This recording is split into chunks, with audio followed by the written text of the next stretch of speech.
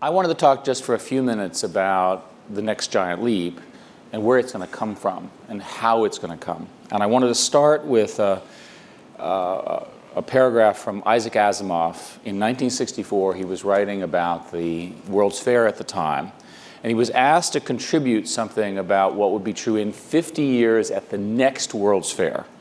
And he said, quote, "Much effort will be put into the designing of vehicles with robot brains, vehicles that can be set for particular destinations and that will then proceed there without interference by the slow reflexes of a human driver.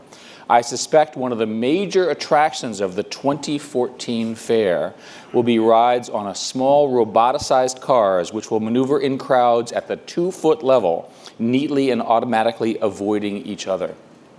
Now that's a brilliant writer. It's also true, right? What would we write for 50 years from now? Isn't it interesting how we can anticipate, we can make these things happen? And let me also start by saying that our political leaders and the people in the sort of general political class talk a lot about growth and economics. How does it actually grow? It grows because of innovation. It grows because of jobs. It's interesting that in studying this, it took 60 years for air conditioning to get to 80% of US citizens. And it took 10 years for 80% of US citizens to have smartphones. 50 years for GDP to double, whereas China did it in 15 years. So things are occurring faster and faster. And I'm convinced that we need a new way of talking about this, a new contract, a new language of what's going to happen. People have studied this question of growth. Almost all of the job growth occurs, roughly 70%, from relatively new, relatively fast-growing, newish companies in all sorts of different areas. It's not the old companies, it's not the old big companies, and it's not the old little companies. It's the ones that are growing quickly. That's what we have to do, and this is true worldwide, not just here. Scale also matters, and what's happening now is you're seeing, I think of this as the businessman's lament. How do we make money in a globalized market where scale is everything?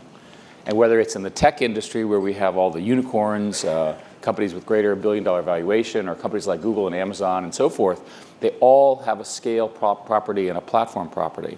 So I like to think of that as, what are examples? The ruthless efficiency of Amazon, the effectiveness of Apple. You've also seen it in the effectiveness of the China Shenzhen manufacturing complex. These are phenomena that define a lot of what we're dealing with. And I also believe that culture and creativity, right, the way in which we organize ourselves matters a lot. All of us understand that intuitively. There are systems and human systems that work well and ones that do not. A quote from Jim Cameron, "There is nothing more powerful than someone who doesn't know what they can't do." Right? That's sort of the entrepreneur's claim. I think it's true. Many entrepreneurs here in the room. It's interesting that Marxism is sort of discredited because it was organized around agricultural product as opposed to intellectual property. In these systems, China's scale works, but the air doesn't. Right? We need to create a new space for ideas. It's important that there be places for innovation that are permissionless. The internet is a permissionless. You don't have to ask permission to author a new app or add another endpoint and so forth. You could imagine it could have been designed very differently, but it wouldn't have been successful. I would also say that research funding matters a lot. In the United States, 16 of the top 20 research universities in the world are in the United States. The high-end research enterprise of the United States is better funded than anywhere else because of Vannevar Bush and other people in our history. But what's interesting is that although this research and investment is very messy, it produces the structure, the people, and the seed corn for the innovation and the wealth that drives at least the United States today. And since I spent a lot of time in other countries, they always ask, how do I replicate that? And I said, start by funding your university's property.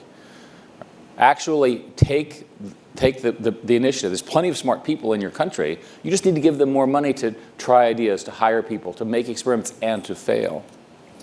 So in that context, science, and again in the context of the Great Giant Leap, is about to see huge gains. And let me give you some examples.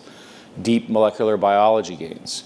Knowing how the brain works, progress in artificial intelligence, understanding how humans think, live, and work, play, how we interact in a much more systematic way, a physics revolution in nanotechnology, new energy sources, and these sorts of things, new materials, new chemistries.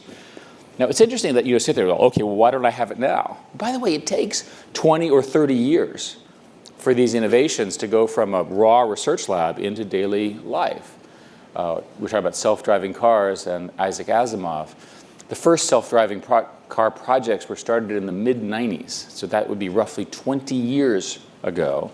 And we will certainly see them within the next 10 years in broadly general use, at least for some people. So what's happening, of course, in the context of this slowdown of Moore's law, which everybody talks about, is we have another set of explosions, right? The most obvious one being in biology and the sciences that I'm talking about. So what I want you to do with me is I want you to use my favorite word, which is imagine. Imagine, I think, is the most powerful word because it gets us thinking of what is possible. Personalized medicine, right? Something we all care about. Real-time, non-invasive monitoring of your health, right? Connected to your phone and so forth. To sequence everything that is living and make sure that we understand the genetic variations and the disease causes and so forth, and then put them in a database and tell you the exact answer to solve whatever problem that you have. To analyze these outcomes, right, and decide exactly what is the right, and then produce that in such a way that the doctor can do exactly what you need. We're getting very, very close to having the general ability to make cells using biological materials. You'll hear about that later in this conference, and so forth. Think about transportation, right? Uber and others are rethinking the way we go from point A to point B, right? How old is this company? When was the first time you started using an Uber? A year or two ago, maybe? 3 years ago, for most of you, right? That's how new these ideas are, but taking over the transportation world. Thinking about the way automobiles work. Tesla reinventing the automobile. Who thought that the automobile could actually be rethought, right?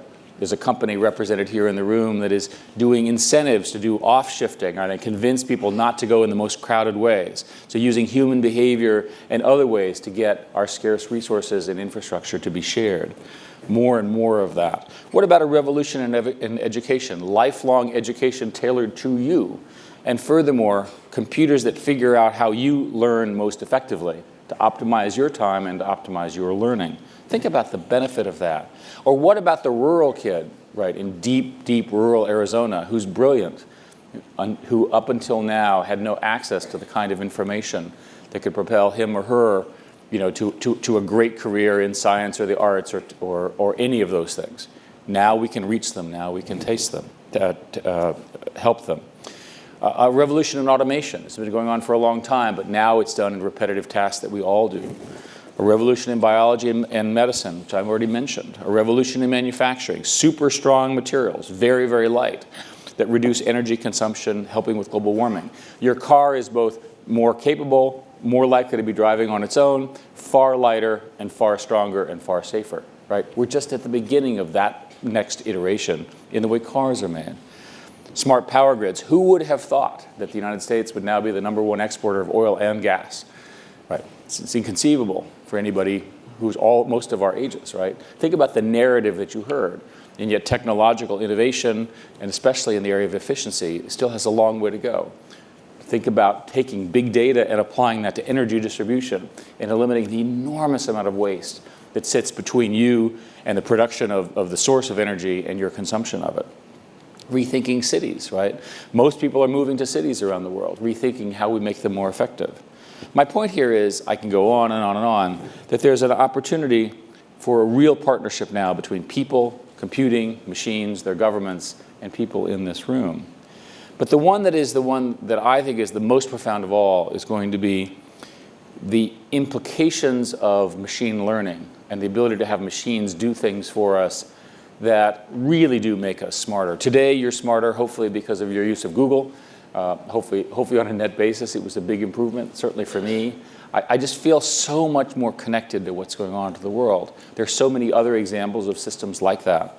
Imagine we're now solving vision and text recognition and speech recognition. We do a demo where you speak in the phone in one language, it comes out in the phone in another language. It's extraordinary to me, right? And the translation, I'm told, is pretty good. Think about the next steps, the ability to summarize, the ability to myth bust, the ability to have assistants that actually help you get through the day. No, Eric, you're not supposed to be on this airplane. You went to the wrong one, and you should have gotten up earlier, something with a little bit less sort of obnoxious tone, And it's important, by the way, that these things have off buttons as well. Let me finish by saying that I'm one of these people who believes that we're at the beginning of a much larger set of changes. Right? Most people think, oh my God, well now I have a smartphone, now I have the internet, now I have cloud computing, now I have all those knowledge services, okay, you can stop now. Right? That's where we are. But I in fact think that the evidence of human ingenuity is that we will build on top of this stuff, and that we'll build these extraordinary platforms. I would leave you in my comments by a quote. This one is from H.G. Wells. Civilization is in a race between education and catastrophe. Let us learn the truth and spread it far and wide as our circumstances allow. For the truth is the greatest weapon that we have. Right? And one of the things I need all of us to do is to remember that we got here because of our commitment to educating everyone. But that 100 years ago, people decided to have universal free education, right, to build the kind of society and the safe societies that most of us are from. So to me, when I think about this, although we understand that some problems can't be solved today, we believe they can almost all be solved in the future, that the combination of innovation and the cities and the other things that I highlighted can make a difference. My message to this conference is that this next generation, which you all represent, the sooner we can put you guys in charge to make this happen, the better, right? So that's my message. That's what I want you all to do. I want you to do it together, right? This is not going to be a road traveled alone. There's an old quote from an African proverb: if you want to go fast, go alone, but if you want to go far, go together. Thank you very much.